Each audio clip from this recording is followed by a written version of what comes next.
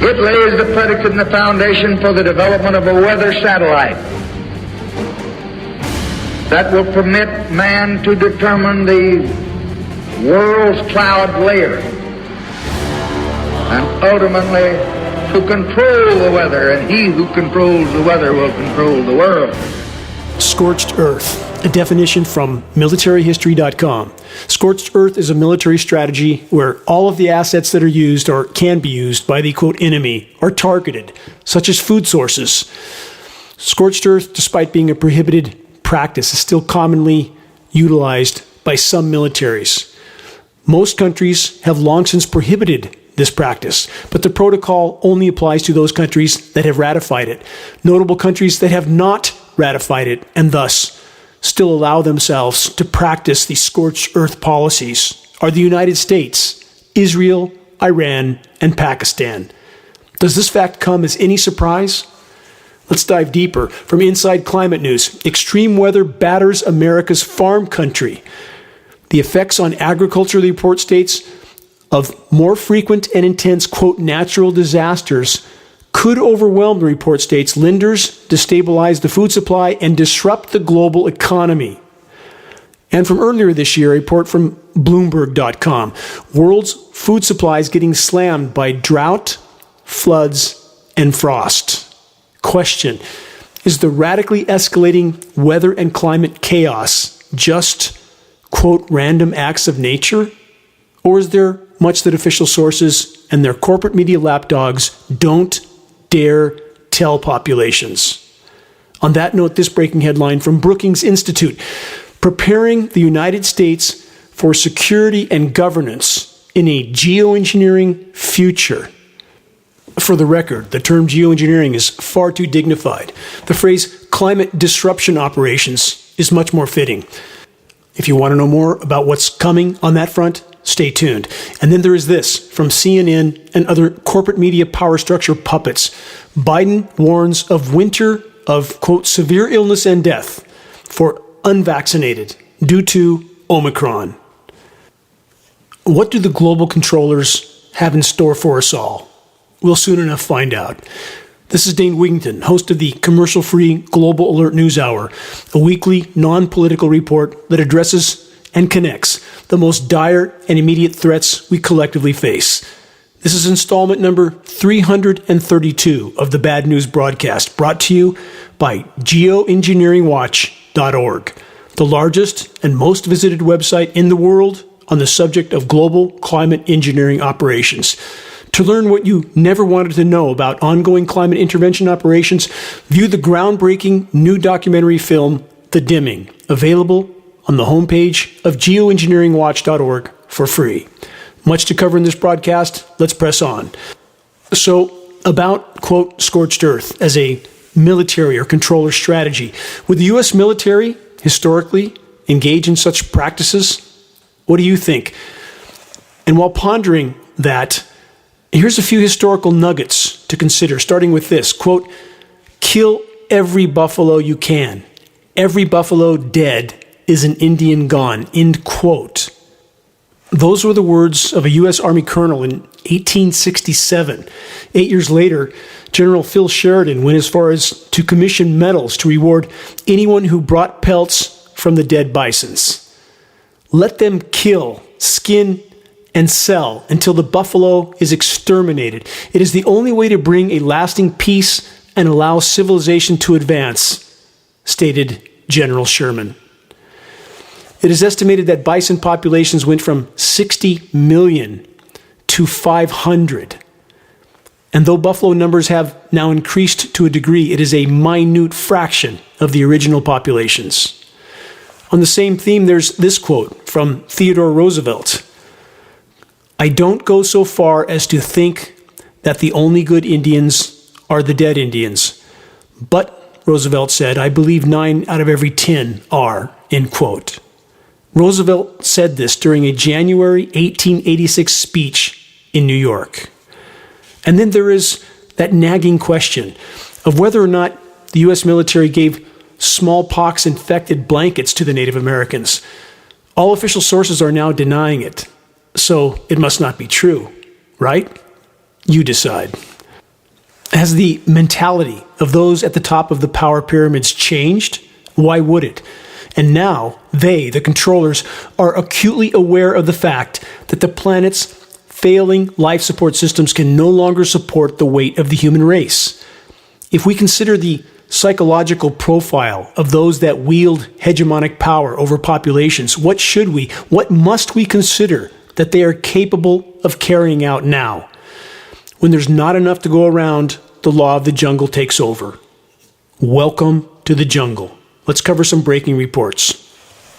To all those that are blindly and obediently pushing power structure narratives without a shred of honest investigation, please summon the courage to dig deeper, no matter how alarming and unpleasant the information is. From citizensjournal.us and many other sources, delicensing doctors for, quote, harmful misinformation. The report states, in addition to being subjected to various forms of censorship, doctors are getting threat letters from licensure boards warning them against distributing, quote, harmful misinformation. Question, what exactly qualifies for what is officially called, quote, misinformation? Is it anything that doesn't conform with official narratives? You decide. The report states, no patients need to have suffered any harm for the medical board to investigate a doctor. All it takes is an anonymous complaint. And there's this question. If healthcare professionals are working in fear of losing their licenses, are they likely to communicate freely and openly with their patients? Again, I'll leave it up to the listener to decide. At the start of this broadcast, I cited this CNN headline. Quote, Biden warns of severe illness and death for unvaccinated due to Omicron. With that headline in mind, consider this breaking report from last week. This is from WebMD.com.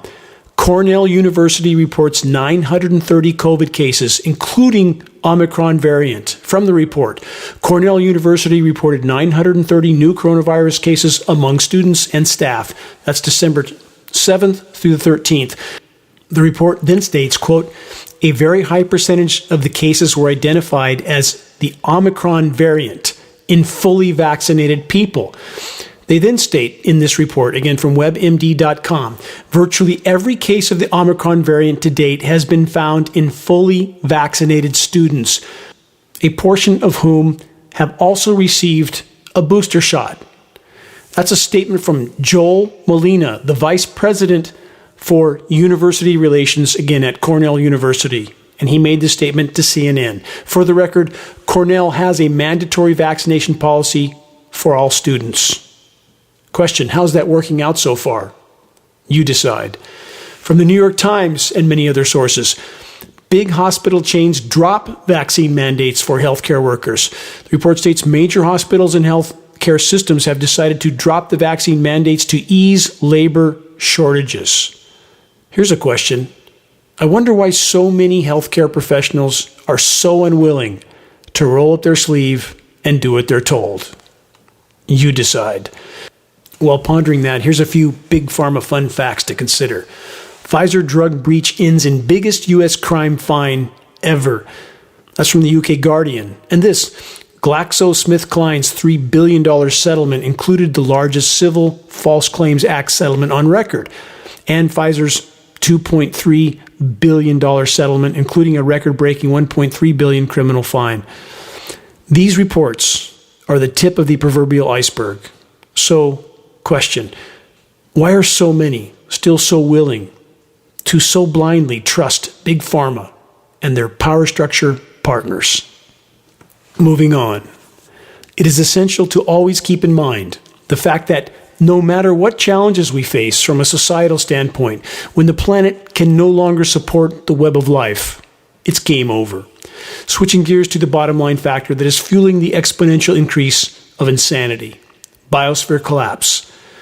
And I'll get to breaking reports on the decimation of food supplies in a moment. But first, as mentioned at the start of this broadcast, from the Brookings Institute, this, preparing the United States for security and governance in a geoengineering future. From that report, imagine the following scenario. It is the year 2035. One large country dealing with major issues of global warming decides to take extreme action. The government begins secret deployment of geoengineering systems for pumping large amounts of reflective particles into the air, a technique designed to mimic the cooling effect of a volcanic eruption, the report states, only on a much larger scale and over a much longer time horizon. They continue with this. Although such behavior has been discouraged by the international community, research has continued largely behind closed doors and without real regulation. Now that the climate situation has become more dire, the country has decided that it can no longer afford to wait. They see geoengineering as their only option. At first, the decision seems wise, as the increase in global temperature starts to level off, but soon other types of anomalous weather begin to appear. Unexpected and severe drought hit countries around the world, disrupting agriculture, and the ozone layer begins to decay rapidly, exposing populations to harmful radiation. Global weather has become politicized. Delegates argue at the United Nations over new climate complications. They then state, because this was a mock scenario, they're simply trying to point out the what-ifs, as if it's not already happening.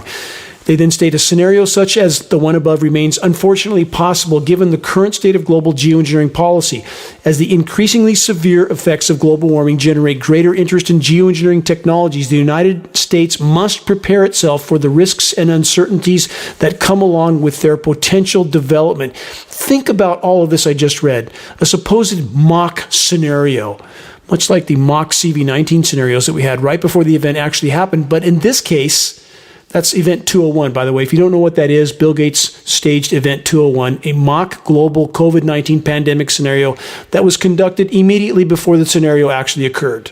If you don't know about that, please investigate it. But back to climate engineering, again, so-called academia, the Brooks Institute, pretending that we could might geoengineer someday if we become desperate enough, as if these programs haven't been going on for 75 plus years already. Blatant, glaring, atmospheric spraying operations that anyone but the clinically blind can see. But denial is profoundly powerful, isn't it? Everything they state in this report that could, might happen if we someday geoengineer is already happening. Epic droughts, epic wildfires, unprecedented flooding, and severe UV radiation bombarding the surface of the planet that metering proves. Again, a former NASA contract engineer that works directly with geoengineeringwatch.org with equipment we have supplied him has long since conclusively confirmed that ozone layer collapse is indeed unfolding, and he continues to confirm with ongoing metering. Search geoengineeringwatch.org ozone layer collapse on a search engine other than Google, because Google is doing everything they can to suppress our data, to suppress everything from geoengineeringwatch.org, because they are part of the power structure matrix. And the power structure wants desperately to prevent populations from understanding the severity and immediacy of what's unfolding so that they don't panic. So the whole of academia, in service of the power structure, continues to pretend that climate engineering is only a proposal. Time to wake up. Climate intervention operations have long since been the crown jewel weapon of the global controllers, as I've stated over and over and over, and as should be increasingly apparent to any that are not asleep at the wheel. Climate intervention operations can be used to bring populations to their knees without those populations ever even knowing they were under assault. When crops are decimated by climate chaos, nature is blamed, or anthropogenic global warming alone is blamed. And though both factors are a part of the equation, what biggest of all piece of the puzzle is missing? Global climate engineering operations, aka geoengineering, aka stratospheric aerosol injection, solar radiation management, cloud albedo enhancement. These are the science terms for what's happening in our skies, but all of it ultimately amounts to weather warfare. When you intervene with Earth's life support systems, you get a very, very bad result. How clear is that at this point? Let's press on with more headlines. From Stanford News, Climate of Chaos. Stanford researchers show why heat may make weather less predictable. The report states a Stanford University study shows chaos reigns earlier in mid-latitude weather models as temperatures rise.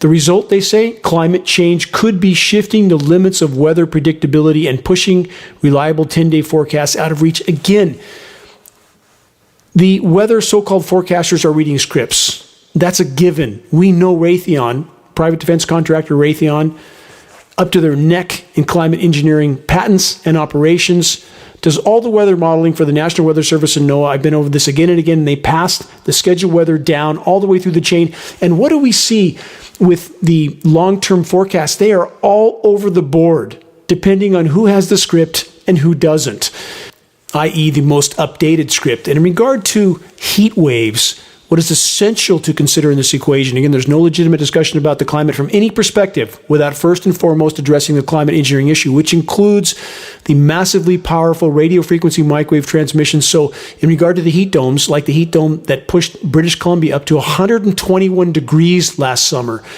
that is directly related to ionosphere heater operations, which science proves cause an electrical chain reaction in the ionosphere, heating it to astoundingly high temperatures, and can produce a heat dome, pushing the atmosphere up and down. The downward push is the heat dome. That helps them to manipulate upper level wind currents. That helps them to steer precipitation and thus manipulate weather, steering the precipitation wherever they want it or need it for whatever operations they are inflicting on populations.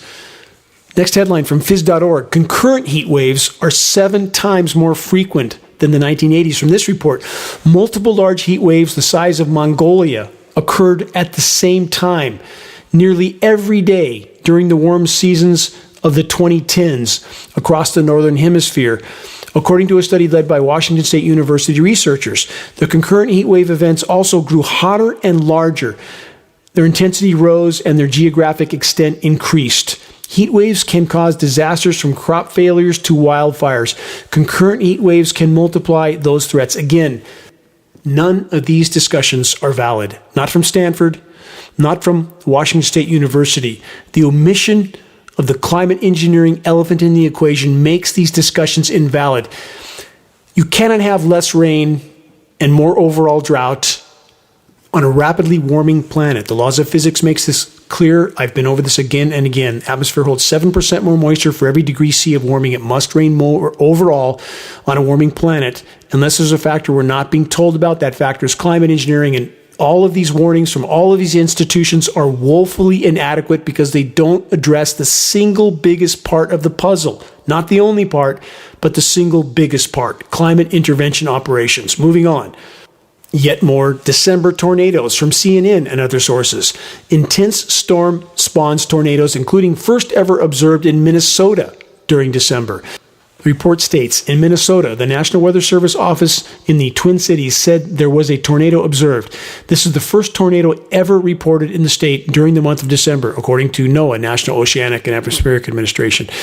More than 80 million people were under wind alerts from the storm, and over 35 million were under high wind warnings, including residents of Denver, Kansas, Omaha, Des Moines, Minneapolis, Milwaukee, and Chicago.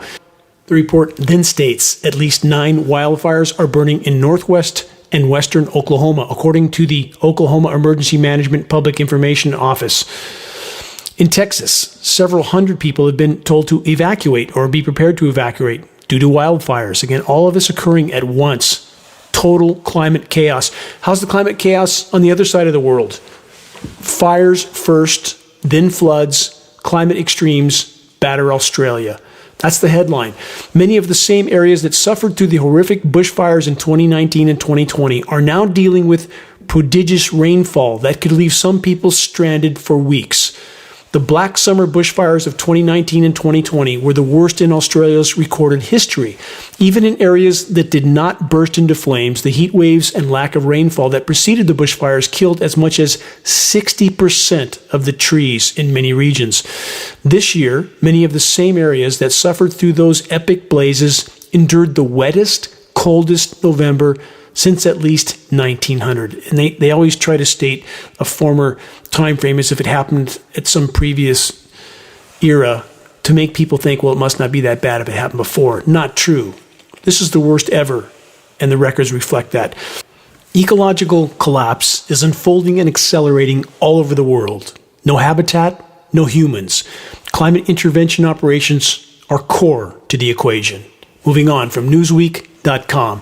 Russia records biggest temperature contrast in world since 1954. Again, they can manipulate previous records in any way they want. to make it always seem that it happened before, so it can't be that bad, even if the data doesn't really reflect that. And we see data falsification happening right now. We see UV readings are completely falsified. They're completely fictitious.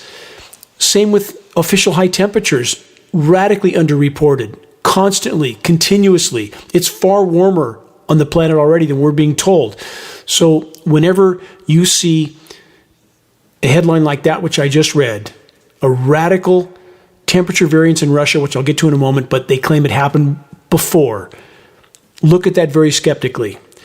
So what was the temperature variance in Russia just recorded? A variance of 153 degrees Fahrenheit within the borders of one country, from the high temperature in that country to the low temperature. 153 degrees Fahrenheit difference. It's been said that if we lose the Arctic, we lose the world. On that note, from science.com last week, this headline: the Arctic is warming 4 times faster than the rest of the world. Remember in previous reports that certain academic agencies stated the Arctic is warming twice as fast, and I've stated over and over that's false. It's warming much faster, at least 3 times faster. Now we have confirmation that it's 4 times faster. The science.com report then states, an important climatic indicator has been misreported by a factor of 2. It's almost a mantra in climate science that the Arctic is warming twice as fast as the rest of the world, but that figure, found in scientific studies, advocacy reports, and the popular press, and even in the 2021 UN Climate Assessment, is incorrect, obscuring the true toll of global warming in the Arctic. The researchers now say the Arctic is warming 4 times faster than the global average. Again, I'm commonly asked or told by people they don't know who to believe, is the Arctic ice increasing or decreasing? That answer is so incredibly easy to uncover, and not by believing me or anyone else. Believe what you see with your own eyes. View the film, Chasing Ice, non-political film footage of the Arctic in total meltdown, time-lapse footage that is absolutely shocking to the marrow. And as bad as that footage is, as dire as that footage is, it's much, much worse now. Since that film was produced, it's much, much worse. And those in power are doing everything they can to mask what's unfolding in the Arctic because, again, as I stated a moment ago, if we lose the Arctic, we lose the world. And the climate engineers, in the attempt to mask what's happening in the Arctic from populations, is actually further fueling the overall process. Temporary, toxic surface cool downs at the cost of an even worse overall planetary meltdown. On that note, from BBC.com, Arctic heat record is like Mediterranean, says UN. The highest temperature ever recorded in the Arctic, 38°C, that's 100 degrees Fahrenheit, has been now officially confirmed, sounding alarm bells over Earth's changing climate. 100 degrees in the Arctic should shock anyone. This is not global warming. This is not Earth's changing climate. This is climate collapse, abrupt climate collapse. That's what's unfolding. What we collectively face is far worse and far more immediate than any official agency, any corporate media source is willing to disclose. Again, they don't want to panic populations. But if we don't know, if the public doesn't understand the severity of what's unfolding and what they're actually fighting for at this point, literally survival of anything on the planet, how are we to change course? And the climate engineers continue to do everything they can to confuse and divide the population on the true state of the climate. On that note, the climate engineering cabal was hard at it last week in Northern California, whipping up a winter weather event that they scheduled about 10 days in advance. And no matter how much they were wrong on all the forecasts up to that point and how much they changed the forecast from day to day, it was going to rain, then it wasn't, then it was, then it wasn't. They never changed the day for the scheduled snow event. That always remained the same. And indeed, on the scheduled day, the frozen material did fall from the sky. And this is not a naturally nucleated material. It's, in many cases, incredibly heavy, wet, concrete-like snow that adheres to foliage, topples trees, cracks branches, and makes the trees like a sail, so when the wind kicks up with the deteriorated root system on the trees now, there is so much windfall of trees. And we have all official agencies pretending that all of this is some natural process. They don't acknowledge that the contaminated rain is killing root systems, making the trees much less able to stand up to the wind. That this adhesive-like concrete snow that sticks to foliage makes the trees like, again, a giant sail, so that they fall over as soon as they're hit by the wind. I've documented this at geoengineeringwatch.org in the Into the Wild section, the decimation from the chemically nucleated material that's used to confuse and divide populations as to the true state of the climate. We had events last spring in Northern California in which we had 75 degrees one day, snow the next, and 75 the day after. We have instances recorded in other locations like Texas, Amarillo, Texas, where they had a temperature of 100 degrees, May 1st, 2013, all-time record high, snowed the next day. We have instances in places like Denver, I've cited over and over. They have, on numerous occasions, gone from all-time record high to even single digits in the course of a single day. This is not nature. This is chemical ice nucleation for weather modification. This is a primary aspect of the climate engineering arsenal that no one but geoengineeringwatch.org is trying to bring to light. Chemical ice nucleating operations are used to create winter weather mayhem. They create temperature whiplash scenarios. For example, in my location in Northern California, there is currently frozen slush on many of my ponds with pond water that's about 45 degrees. How does that happen? Exactly. This is not, again, a naturally nucleated material. We've seen the same thing in places like Boston when the Boston snows were so sensationalized in 2014, and they showed, and we captured images of Boston Harbor with frozen slush all over it with ocean water that was above 40 degrees. Seawater doesn't freeze till 28.4 degrees. How could there possibly be frozen slush in this water?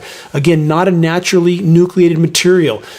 And by creating these surface cool downs, again, when you seed clouds with these endothermic reacting chemical ice nucleating elements, you create a cold, dense layer of air that descends to the surface. That layer may only be a few hundred feet thick or less, but it creates the perception of a cold winter on a planet that's in total meltdown. But there's massive fluctuations between these events. The temperatures skyrocket once the moisture's gone, once there's full sun, and they can't continue with the operations any longer. The temperatures typically skyrocket, so we have the weather whiplash yo-yo effect, and it's getting worse and worse and worse. I and geoengineeringwatch.org are asking for help to expose this core component of climate engineering operations. Please search and share the mini reports in the Engineering Winter section on the homepage of geoengineeringwatch.org. On the same theme from sfgate.com, atmospheric river is a win for California. They state snowpack goes from 19% to 83% of average. And this is exactly the kind of headline the controllers need to calm California populations that were beginning to panic and perhaps beginning to suspect that something is going on in our skies and that they're not being told about it. The climate engineers require extraordinary amounts of moisture to carry out chemical ice nucleating operations because the endothermic reacting elements tend to dry up much of this moisture. That's why we see it associated with these atmospheric rivers in many places. And we're also seeing increased consistent wind in conjunction with these operations. And again, climate engineers can control to a large degree the wind flow on the surface by creating atmospheric pressure zones. The degree to which the climate is being manipulated at this point can scarcely be comprehended. Many are still mistakenly connecting distractionary so-called weather modification operations with the massive overlying climate intervention operations. They are not the same. Officially acknowledged so-called cloud seeding programs, which involve ground-based propane burning units and small propeller-driven aircraft, are all ultimately just red herrings, designed to distract the public from what is by far the single most climate disruptive and destructive factor of all, climate intervention operations. As covered in the beginning of this broadcast, increasing weather mayhem is crushing food crops. Question, is this decimation of food production a part of the agenda at this point? Let's press on with more headlines. Last week, from multiple sources, life-threatening weather wreaks havoc for 100 million people across the heartlands. Again, second time in a week.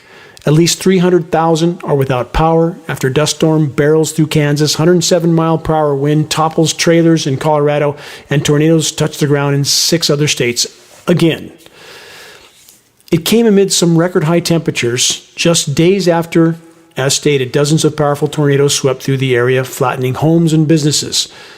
About the tornadoes and their effect on food production. From Reuters.com, chickens, tractors, grain silos destroyed by deadly U.S. tornadoes. Let's rewind to a report from earlier this year. From Bloomberg.com, wild weather plagues North American grain crops as demand surges. Unusual weather is contributing to volatility in crop markets. Next headline. This report is referring to the engineered winter weather assault on Texas that occurred earlier this year. Deep freeze decimates agricultural markets from grains to beef. And there's this report referring to the overall scenario in the U.S. as covered at the beginning of this broadcast from Inside Climate News. Extreme weather batters America's farm country. The effects on agriculture of more frequent and intense natural disasters could overwhelm lenders, destabilize the food supply, and disrupt the global economy. All of that seems to serve the global controllers quite well, doesn't it? There's no could, may, might. It's happening. It is happening. And again, the covert crown jewel weapon of the controllers, climate intervention operations, the weapon with which they can bring populations to their knees without those populations ever even knowing they were under assault. On that note, this headline: Iran buying record volume of wheat due to record drought conditions. From an annual average of about 1 million tons during the last 5 years that they were importing, Iran now needs to buy a record 8 million tons of wheat. The jump in Iranian wheat imports will coincide with high global grain prices, adding to pressure on the country's finances. In regard to Iran, I want to remind of what I've covered in previous broadcasts, that immediately after 9/11, when NATO Supreme Commander General Wesley Clark was given the list of countries that were to be targeted, a list that clearly existed before 9/11 even occurred, Iran on that list. Every one of those countries subsequently underwent a once-in-1,000-year drought, cutting off their flow of precipitation, which destabilized food production, which then destabilized populations, making them much easier to manipulate. Same model. Look at the wider horizon. Plug this into the equation because it's part of it. From earlier this year, also, Forbes.com posted this: shrinking global grain supplies have little hope of replenishment until 2022 or beyond, they say. The report states, as the global population and economy grows, so too does the use of grains. Supplies of 3 of the world's most important grains, corn, soybeans, and wheat, are shrinking. And they claim somehow it's going to magically get better by 2022 or beyond? What could possibly make that happen when every aspect of Earth's life support systems are completely collapsing? Here's another recent report from Forbes.com. China's buying spree helps push corn futures to 8-year high price. China's record corn imports due to crop failures and inadequate state reserves have diminished available global corn supplies.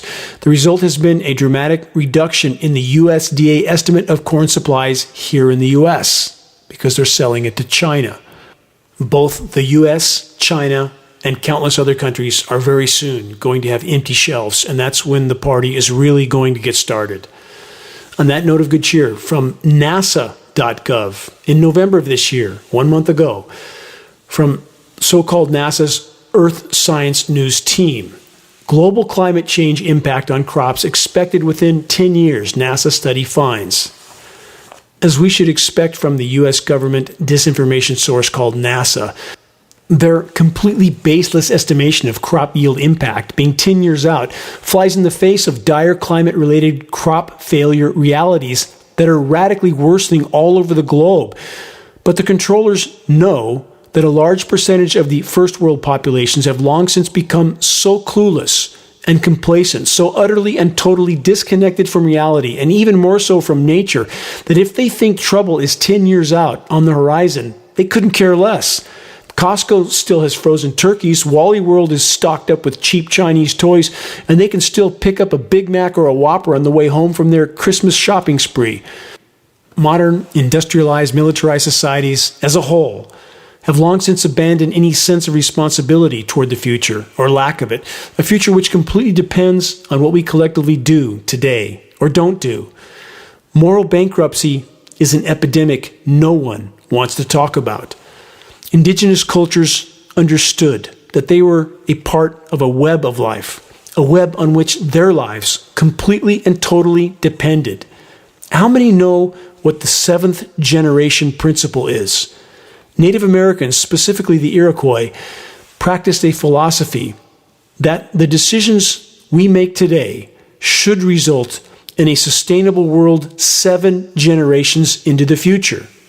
For the record, on our current course, humanity won't make the middle of this decade before total collapse, and that's being optimistic.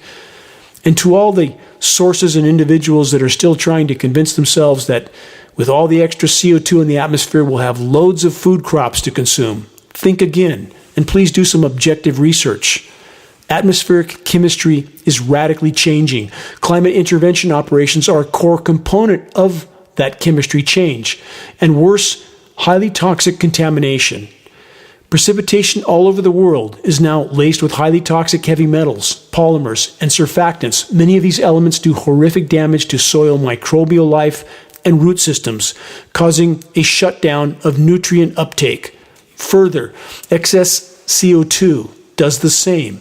It reduces the overall nutrition of food crops because they are not adapted to the abrupt change in atmospheric chemistry. Please don't believe me. All I'm asking is to conduct objective research. But here's the bottom line. Biosphere collapse is here, now, and accelerating by the day. Crashing food supplies further augments the ability of power structures all over the world to manipulate and control their populations. Let's pause for a moment to remember the words of former U.S. President Lyndon Johnson. Quote, "He who controls the weather controls the world." Video of him stating this for our on-air listeners at the beginning of every one of these broadcasts posted on the homepage of geoengineeringwatch.org, the weekly global alert news broadcast. To translate what Johnson stated, i.e., he who controls the weather controls the food supply, thus controls the world. This being said, it's imperative to remember and consider that even if all human activity was halted today, including climate engineering, the damage already done to the planet's life support systems from countless sources of destructive human activity cannot be undone in any time frame that matters.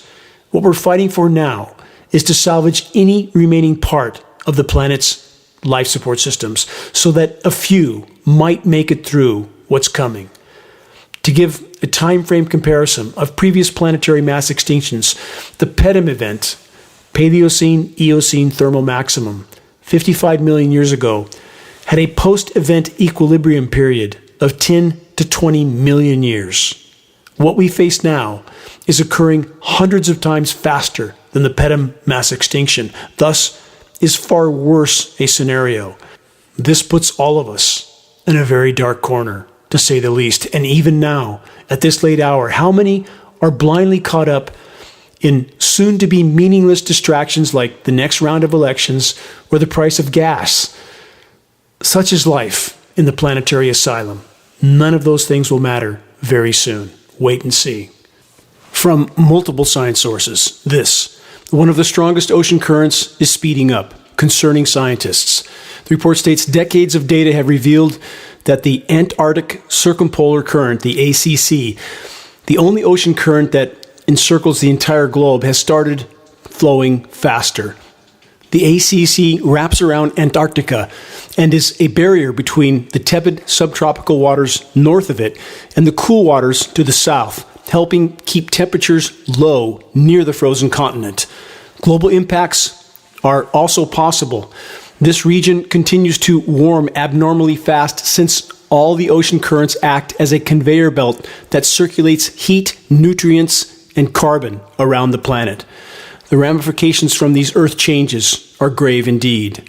On the same note, from sfgate.com and other sources, crucial Antarctic ice shelf could fail within 5 years, scientists say. That's an optimistic outlook, I would state. From that report, scientists have discovered a series of worrying weaknesses in the ice shelf holding back one of Antarctica's most dangerous glaciers, suggesting that this important buttress against sea level rise could shatter within the next 3 to 5 years. The warming ocean is loosening the ice shelf's grip on the underwater mountain that helps it act as a brace against the ice river at its back. Even if the fractures don't cause the shelf to disintegrate, it's likely to become completely unmoored from the seafloor. Total collapse of Thwaites Glacier could result in several feet of sea level rise. There's no could, no may, no might. It's a given. Scientists say endangering millions of people in coastal areas. Endangering millions? No, not millions, billions. And even without the coming exponential increase in sea level rise, Earth's oceans are dying by the day. On a side note, here's a question to consider. What percentage of the human race will no longer be here in 3 to 5 years? For those that roll their eyes in disbelief and denial regarding such a question, you can keep thinking happy thoughts, but don't expect doing so to save you. The light you see at the end of the tunnel is most assuredly the oncoming train. Back to the rising seas. On the water, coastal human development and infrastructure is already on borrowed time and will soon enough be inundated by rapidly rising seas. And this conclusion is a mathematical certainty, even if virtually every form of human activity was halted immediately. The coming degree of sea level rise will far exceed even the worst estimates from so-called official sources. Though the global controllers are acutely aware of just how dire our collective scenario is, they will continue to lie and deny in the attempt to keep populations from panicking until the last possible moment before impact, which now draws very near. As I stated several times in this broadcast, if we lose the Arctic, we will likely lose the world. Escaping methane, hydrate, and clathrate deposits are core to that equation. Formerly frozen methane deposits in Arctic tundra and on the seafloor are thawing and releasing. As I've encouraged many times, please search Siberian methane craters and look at the images. They have to be seen to be believed. What we are falsely told by the so-called climate science community is that methane, once it enters the atmosphere from these escaping deposits, is 20 times more potent than CO2 as a greenhouse gas, but this is very deceptive. That figure reflects a 100-year time horizon. Over a 10-year time horizon, methane is 120 times more potent than CO2 as a greenhouse gas. Over a 1-year time horizon, methane can be 800 to 900 times more potent than CO2 as a greenhouse gas. The methane deposits in the Arctic alone are big enough, if they escape into the atmosphere, to turn this planet into Venus. We have sea surface temperatures off the coast of North America as high as 19 degrees Fahrenheit higher than the 1981-2011 average. It is inconceivable how much energy it took to do that already. And that energy, again, is thawing seafloor deposits of methane. Hydrogen sulfide typically releases with that, thus the rotten egg smell that floats into coastal cities. Hydrogen sulfide is heavier than air. It sits on the surface, and therefore it's detected. It can be smelled. Methane is lighter than air. It migrates into the atmosphere, where it begins to cover the planet like a layer of glass, letting heat in but not out. The global controllers are utilizing climate engineering operations in the desperate and destructive attempt to mask unfolding biosphere collapse from populations while simultaneously using weather as a weapon. Both scenarios are further fueling the overall meltdown of the planet. So-called academia, the so-called climate science community, continues to deny all of it in order to preserve their paychecks, pensions, and reputations, none of which will matter on a soon-to-be-dead planet. As I've stated on this broadcast so many times, there is only one way forward in this all-important battle to turn the tide of insanity that's rising on every front. An army of the awakened. And this doesn't mean those who know but don't care and don't seem to feel any sense of responsibility to the whole, or apparently even their own posterity. The truly awakened know that they are a part of something much bigger, a meaningful part, a necessary part. The truly awakened sense that It's no accident that they find themselves at this most critically important crossroad of not just human history, but indeed of human existence. The truly awakened know that they are here for a reason. They are here to make a difference. Each of us, all of us, matter in this equation. If we stand together, we may yet have a profound effect on the outcome of all that's unfolding. And though collapse of what was is inevitable at this point, we may yet be able to alter the composition of what's unfolding. We may yet be able to salvage some part of Earth's remaining life support systems, and that's worth fighting for with every fiber of our being. And whatever happens in the final act, there is unshakable solace in knowing that you have stood your ground against the gathering insanity, that you were one of those that refused to go silently into the night.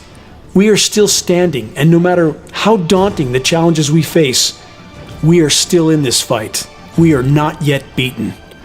All are needed in the effort to reach a critical mass of awareness. There is absolutely no time to spare. Check the activist suggestions link on the homepage of geoengineeringwatch.org to learn how you can help to turn the tide. Make your voice heard. Make every day count. Until next week, stay safe, stay strong. This is Dane Wigington from geoengineeringwatch.org.